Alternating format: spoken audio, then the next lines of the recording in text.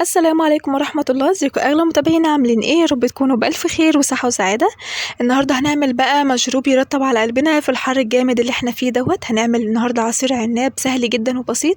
في ناس كتيرة جدا جدا ما تعرفش يعني ايه عناب اصلا، فيلا بينا النهاردة هنقول لكم إيه العناب وبيتشرب ازاي كمان وطعمه ايه وكل الحاجات دي، وانا واثقة ان هو هيعجبكم جدا جدا. طبعا بما انكم عارفين الموهيتو مشهور جدا الايام دي، فيلا كمان هنعمل من العناب موهيتو. فيلا نشوف النهارده هنعمل ايه. بس قبل ما ندخل الفيديو ما تنسوش تحطوا لي لايك وكومنت عشان اعرف ان الفيديو وصل لكم، ولو اول مره بتشوفوا قناتي شيف اسماء حليم ما تنسوش تشتركوا في القناه وتفعلوا زر الجرس عشان يوصل لكم كل جديد.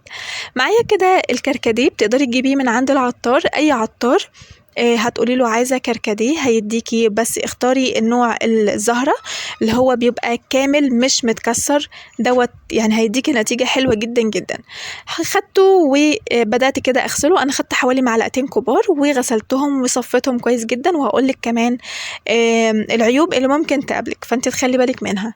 نزلت عليهم بحوالي كوبايه من الميه السخنه وهبدا اقلبهم مع بعض كويس بالشكل دوت.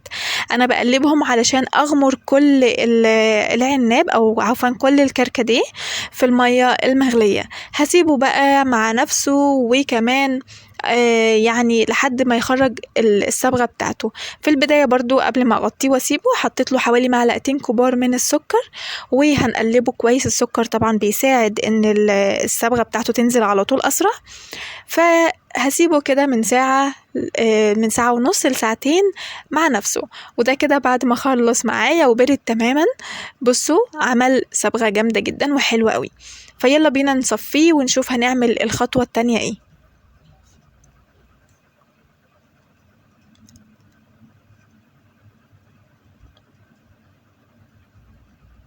انا كده خدت كمية العناب بتاعتي اللي هي المركزة. ده كده عناب مركز. لو عايزة تشيليه في التلاجة لأيام وأسابيع ممكن تحطيه زي ما هو كده على النار بحوالي كوباية صغيرة من السكر وتسيبيه يعني يغلي لحد ما يتقطع نفسه وبعد كده يعني هيقل اكتر من كده، وتقدري تحطيه بقى في علب او ازايز صغيرة وتحطيها في التلاجة، وده كده برضو هيبقى مركز معاكي. بس بما اني هستخدمه على طول ف يعني ما عملتهاش، بس ان شاء الله هبقى اعملها لكم في فيديو تاني وهقول لكم ازاي تحفظيه في الفريزر او في عفوا في التلاجة فترة كبيرة. خدت بقى البواقي اللي هي فضلت هحطها في الخلاط وهبدأ اديها ضربة كويسة جدا. فانا خدتهم كده بحيث يخرج لي اكبر كمية من العناب.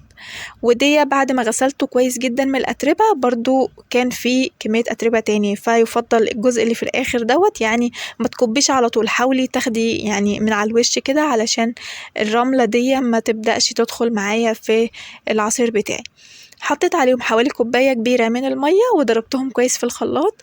انا كده خلاص خدت كل الالوان اللي في الكركديه بتاعي ومفهوش اي الوان تانية خلاص، وخدت كمان كل الفوائد بتاعته.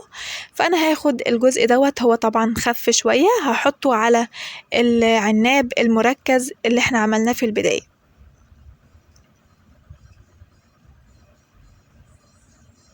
بالظبط كده. ده كده مركز معايا، تقدري تاخدي منه نص كوباية وتكملي الباقي مية، وطبعا بتحطي التحلية بتاعتك زي ما انتي حابة. لو هتعمليه زي انا حطيت المركز ده في ازازة وخدت كمية بسيطة زودتها مية وخلاص دوت عملته المشروب بتاع النهاردة. وهنقدمه دلوقتي مع بعض. طبعا بيحب التلج الكتير جدا، يعني كتري التلج على قد ما تقدري. وهنحط كده